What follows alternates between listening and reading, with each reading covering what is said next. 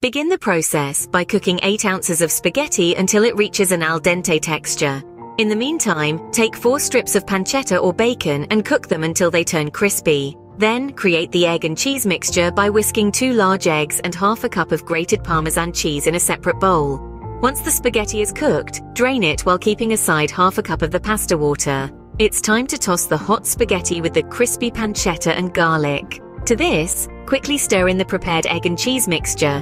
If you think the sauce needs some loosening, add a little amount of the reserved pasta water. Season the dish with salt and black pepper as per your taste, and serve it while it's still hot. For that extra touch of flavor, feel free to garnish it with chopped parsley. Cook 8 ounces of fettuccine until al dente. Moving on to the creamy mushroom sauce, start off by melting 2 tablespoons of butter in a large skillet. Next, sauté 8 ounces of sliced mushrooms and 2 cloves of minced garlic until the mushrooms are golden brown and tender.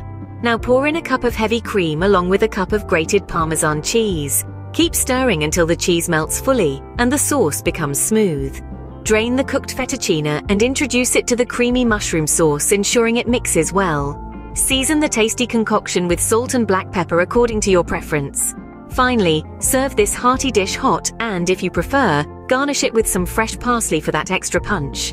Begin by cooking 8 ounces of penne pasta until al dente. Then proceed to prepare the tomato and basil mixture. First, heat a 1/4 cup of olive oil in a large skillet and cook 4 cloves of minced garlic until they're fragrant. Now add 4 diced ripe tomatoes and let them cook until they soften and their juice is released.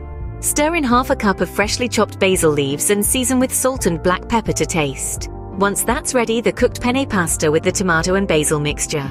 Serve this delicious dish hot and, if you like, top it off with a sprinkle of grated Parmesan cheese. Voiceover.